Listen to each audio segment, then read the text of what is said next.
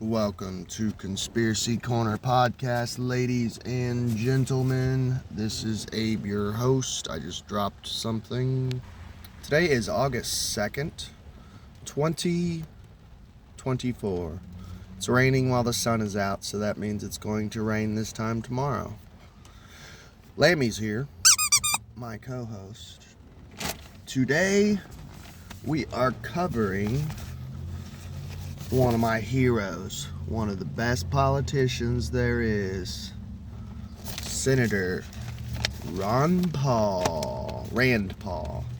Sorry, his dad was Ron Paul. His dad was Ron Paul. He's Rand Paul. He's from Kentucky, Republican. But he's been getting into basically conspiracy stuff. So perfect for the channel. Let me get my reading glasses before we get into this article. Let's see. Senator Paul. Locals flagged vulnerability before shots fired at Trump. Kentucky Senator Rand Paul indicated on Tuesday that local law enforcement in Pennsylvania said it had warned United States Secret Service agents about the building used by Thomas Matthew Crooks to take aim at former President Donald Trump. Local law enforcement told my staff that they specifically flagged the vulnerability of the building to the Secret Service and were told it would be taken care of, Paul said. Clearly, you don't like my reading glasses?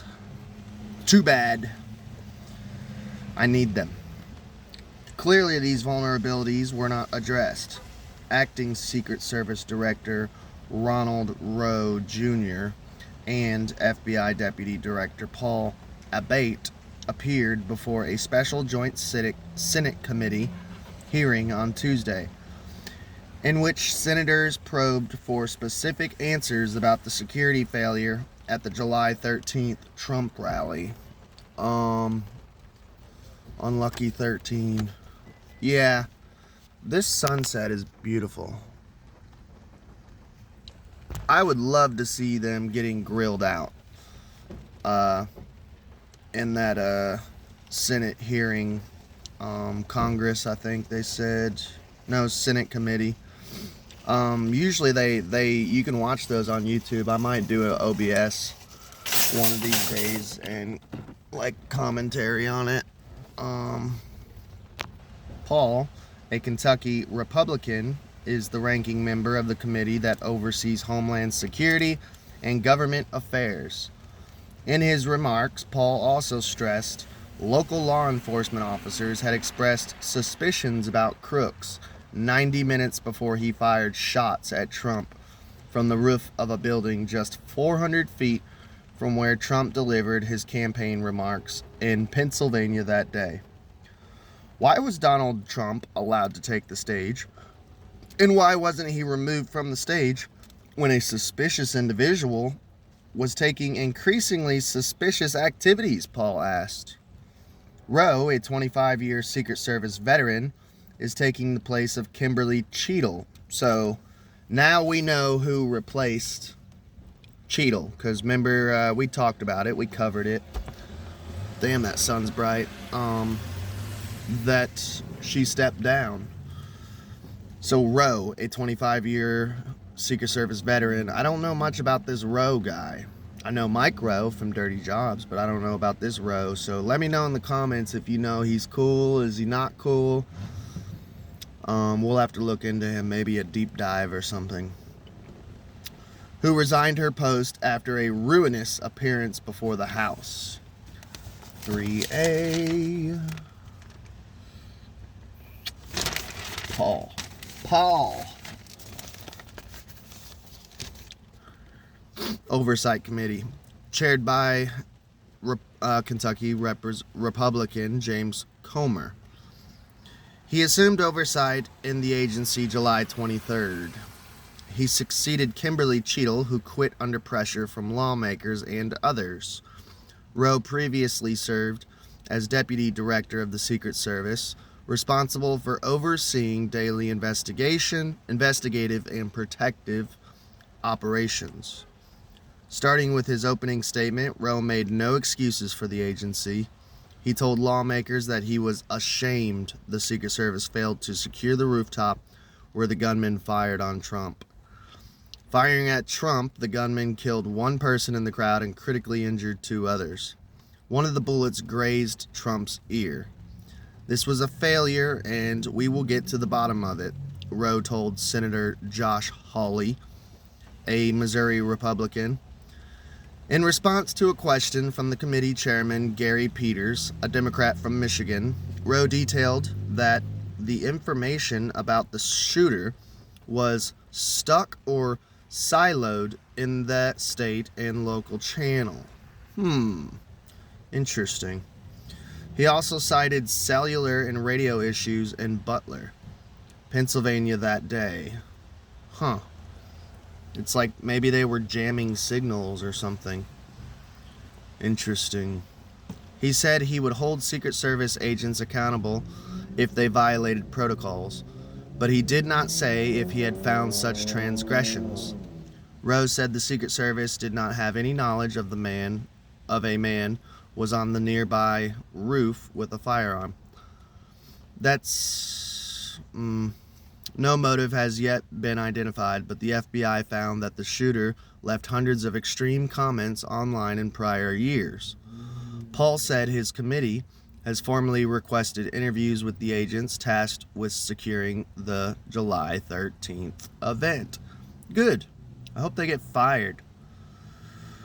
When will we be allowed to talk to these people? Paul probed on the question. Rowe made no commitments.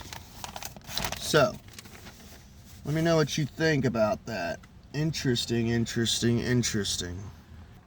We have another article in here too we'll get into.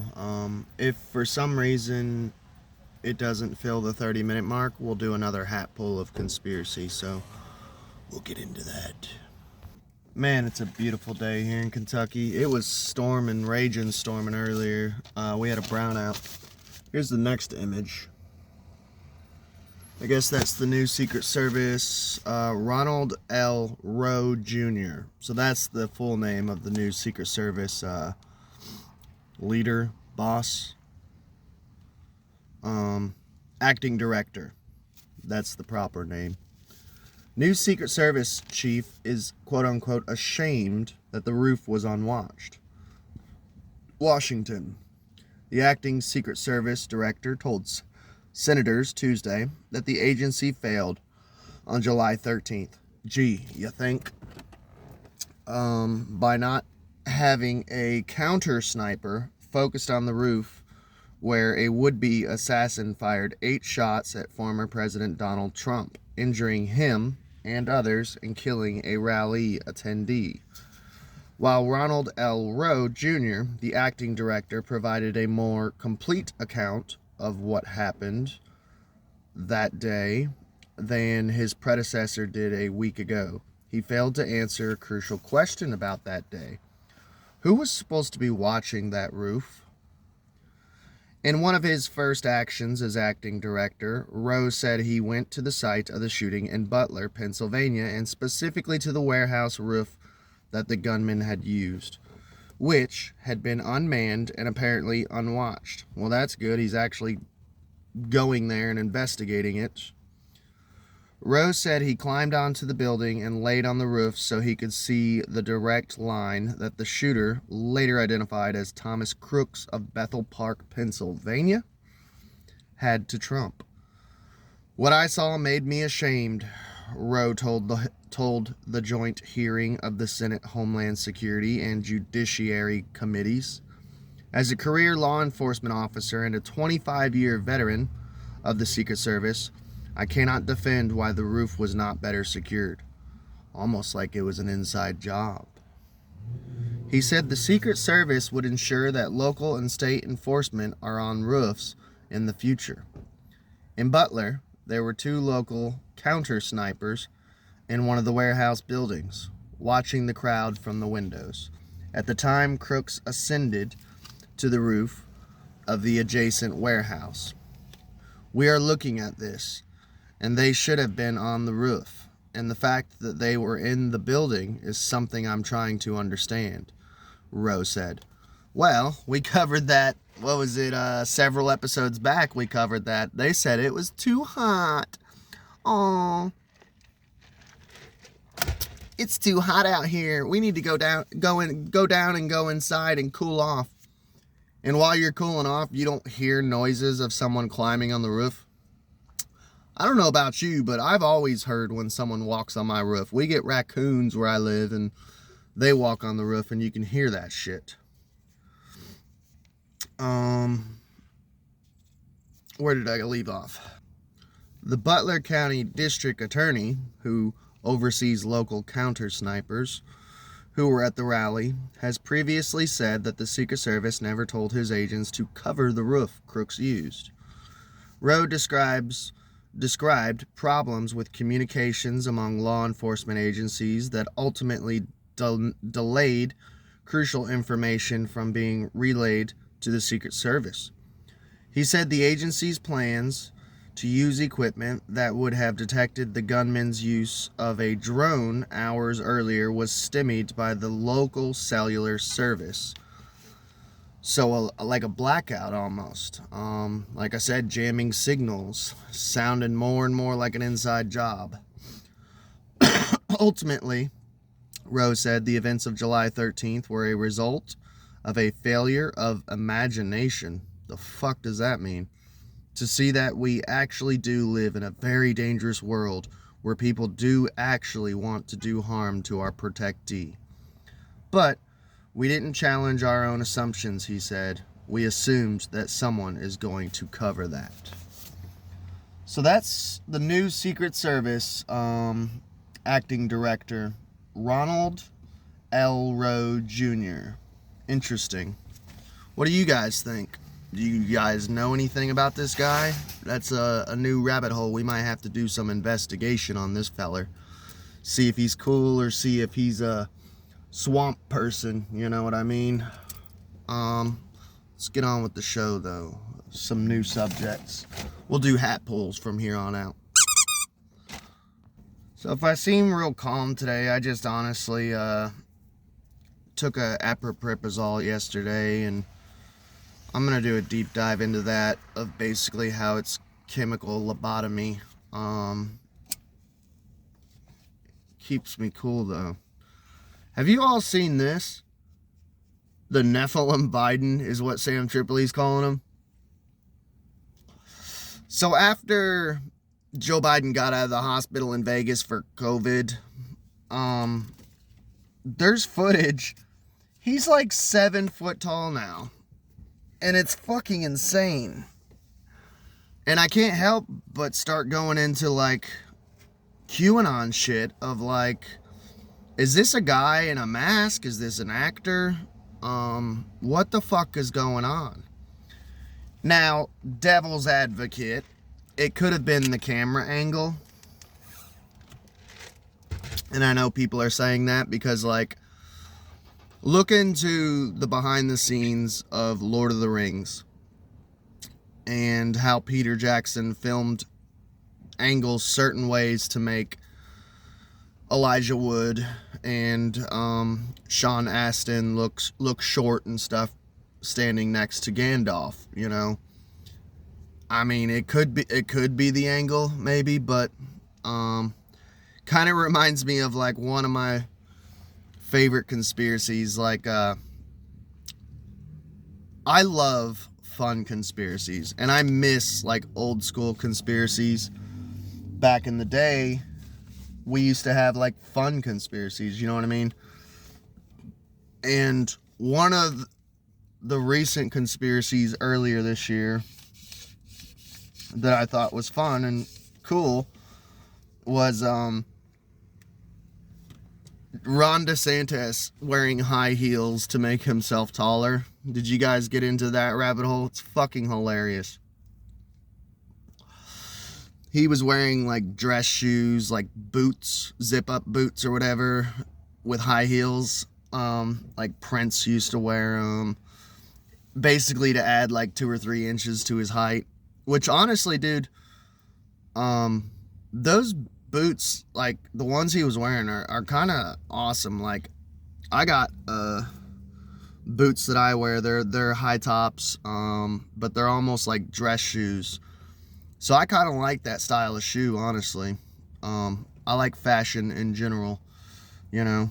But yeah, see if you can find it. The fucking footage of Nephilim Biden, because he looks like a giant. He looks like he's like 7 foot tall. Like Jill is like coming up to his nipple. It's fucking hilarious. Next pool. Ben Kissel, ex-former co-host of Last Podcast on the Left, is back into podcasting. He has his own podcast now. I haven't watched it because I listened to Last Podcast on the Left, and I used to love the guys. Like, they were real non-political. They used to be actually like more conspiracy theorist. I don't know, man. I feel like the longer I started listening to them, like, they started getting more woke and shit. But they fired him because of his alcoholism and physical abuse towards his girlfriend. We're going to do a whole deep dive on that one day, like a whole episode of Ben Kissel. As someone who is an alcoholic and who went to BIP classes because I was emotionally and I guess mentally abusive towards my wife because of alcoholism, I did the right thing and took classes to teach myself to not be abusive and not be a piece of shit husband. So I'm not a pot calling the kettle black. You know, people can change. They can become better. I wish the best for Ben Kissel. So go check out his new podcast. The only reason I didn't really check it out or listen to it is because, like I said, I listened to Last Podcast on the Left because they cover like cryptozoology, paranormal, ufology, conspiracy theories. And it looks like Ben Kissel is just kind of covering like fun news stories and shit. And I don't know, I find that kind of boring. I'm not judging. I'm not saying his new podcast sucks, but I don't know. I just, you know me, I like conspiracy rabbit holes, you know, and it doesn't look like he's really getting into conspiracies and shit. So figured I'd let you guys know. That's one of the hat pulls. Let's get to the next one. Let's talk about Monster energy drinks. They have a new flavor, and I think it's in England only. I haven't seen it because I'm a night stalker at a grocery store. And one of the, I don't stock energy drinks. I work for Kroger, so I stock only Kroger products. Someone else, like a distributor, stocks the energy drinks and shit. I used to, I wouldn't say like I was addicted to energy drinks, but I used to drink like 3 or 4 energy drinks a day per shift. I had to stop though, dude. And Theo Von, shout out. I listen to his podcast every now and then. It's called This Past Weekend with Theo Von. Check him out. He's cool. Tell him who sent you. Maybe he'll give me a shout out. He actually inspired me to do a wrestling promo for a Jacob Israel debate, but Jacob Israel ended up getting in a car wreck. Go check that episode out. Jacob Israel got in a car accident. So I canceled my challenge or acceptance of his challenge. Because he's just got too much going on in life right now. When shit cools off, then maybe I'll put out my wrestling promo. I got some ridiculous 80s glasses and cheetah print tights, wrestling tights. I stopped drinking energy drinks though. Theo Von made the joke. He had to quit too because he's like, dude, every time I was drinking them, like I'd come home and want to start beating my wife. And I'm like, dude, that's kind of why I had to stop drinking them. Was not that I beat my wife or anything, but it was giving me violent urges. I would drink it, and yes, it was waking me up, and I felt like super energized, and I felt super fast, you know, stalking and shit, but it was literally making me feel violent. Like I was wanting to like fight people and shit. I wasn't acting on it, but just intrusive thoughts and like this urge to be like, let's fucking go, you know, like wanting to like curb stomp people and shit, wanting to go home and smack the missus around. Like that's the feeling it was giving me. And I'm like, dude, I'm just gonna stick to coffee, dude. That and energy drinks are like $3 something a piece, you know. I was drinking Coca-Cola energy drinks. They had it for a limited time. Little 12-ounce Coca-Cola slim cans. They were like $2 a piece. So 2, 4, 6. I was drinking at least 3 a night per shift. So $6 a day. 6 times 5. That's a lot of money that I was blowing on energy drinks. Yeah. But anyways, Monster. First of all, I remember years ago, we were talking old school fun conspiracies a minute ago about Ron DeSantis' high heels. And you guys probably have seen it. It's like a famous conspiracy video of some guy or a girl recording this like Christian woman talking about the Monster can, that the scratch marks are literally Jewish letters, Hebrew letter of va, va, va. And it has a numerical equivalent of 666. And she's saying you're drinking 666, you know. And there's a cross within the O, I believe. So when you turn the can up and drink it and finish it, it's 666 and an upside down cross. And I remember listening and making fun of her, like not to her face or in the comment section or nothing. I wasn't a troll, but I remember being like, what a dumb Christian idiot and shit. And I'm like, the older I've gotten, you know, I don't like Christianity. I'm anti-Christian. I used to be a Christian. I think it's a harmful, disgusting religion. But the older I've gotten, it is strange to me that Christianity is like the one and only religion that it seems like people are allowed to make fun of. And it's like, well, how come we can't make fun of any other religion? Judaism or Islam? You get canceled when you do that. But like, for some reason, within the media and Hollywood and stars and musicians, they're all allowed to, everyone's just allowed to make fun of Christianity, and it's acceptable, you know, which I'm guilty of it, making fun of Christianity, because I was abused, religiously abused by my preacher of a father, mentally, physically, and it had religious connotations underlined throughout my abuse. I'll do a whole episode on that one day, why I stopped being a Christian. But in England, they came out with I don't know if it's limited time or if it's a new flavor. It's called Bad Apple Monster. And another thing this Christian lady said, on the can it says, "Unleash the Beast." The Beast of Revelation, you know. Unleash the Beast, 666, upside down cross. Like, there is a lot of satanic underlying themes in Monster energy drinks. Strange. Wouldn't it be crazy if, like, whoever was in the factory, like, what if it's, like, Satanist in cloaks, and they, like, put spells onto the cans, and, like, you're doing unholy satanic communion when you drink it? That would be insane. I know that's not happening. That's crazy talk, but wouldn't that be crazy?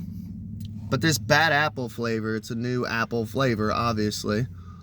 On the cover of it, go Google image it, because I don't have the technology to show you. It's Eve, naked Eve, with hair covering her breast or whatever, with an apple in her hand. So it ties in, with the whole Satan, Lucifer in the snake form giving the apple to Eve,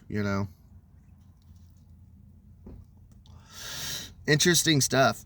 And I couldn't help but make connections where there are no connections, and I understand, but I just feel like talking conspiracies right now, obviously. It reminded me of Bill Gates. I'm pretty sure he owns Apple, and it's an apple with the bite taken out of it.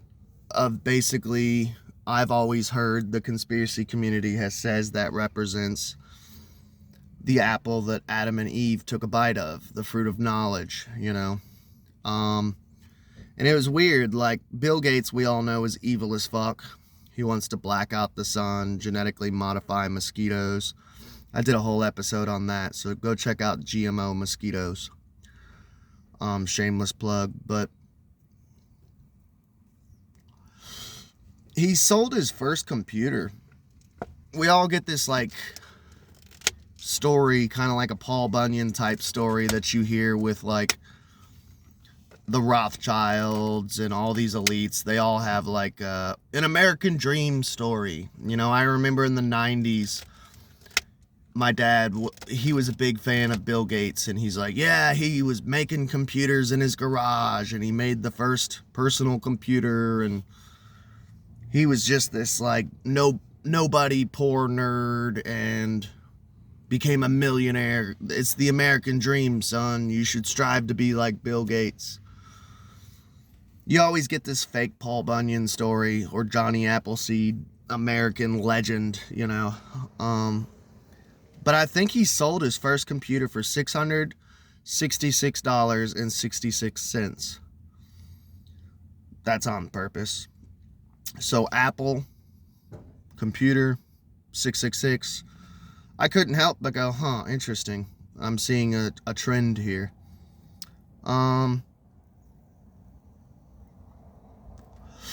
That's about it for that conspiracy. Maybe we'll go through one more. Let me do another pull. Or we might end it there. Who knows? I don't think I've done this yet on the channel, but this is a shout out to anyone in the Lexington area. So I remember, I never went to college, but I remember hearing that other college, they had to have community service hours. And usually college kids will be an intern or something like that to fill their hour sheets. And they have people write a log and sign off on it and shit. If you're in the Lexington, Kentucky area and you're wanting to get some community service hours for college, you could be my intern. Basically, I'll use you as a co-host when I'm podcasting. I'll have you upload my episodes to Rumble. I'll even honestly, man, I'll cheat the books, and say that if you worked for me for 30 minutes, I'll say that you put in 2 hours, So, yeah, just a little shout out, little idea. But I think we're going to wrap it up there, guys. We're almost to the 30-minute mark. I do apologize for being tired. I got a lot done, though. I did 2 podcasts yesterday, and then I just chilled out, got up early and shit yesterday. So go check out my Civil War movie review with Sammy, my co-host and wife. Go check out My Friend is in a Cult, that episode. Both of those got put out yesterday here on YouTube. So go check that out. Just go ahead, check out my backlog, dude. You'll enjoy it. It was fun talking conspiracy with you guys. And let me say goodbye. I think we covered a lot today. We got to talk about Cheadle stepping down and the new Secret Service director who replaced her. some fun conspiracies about Nephilim Biden and yeah, bad apple flavor of Monster energy drink. So I love you all. You all have a good day.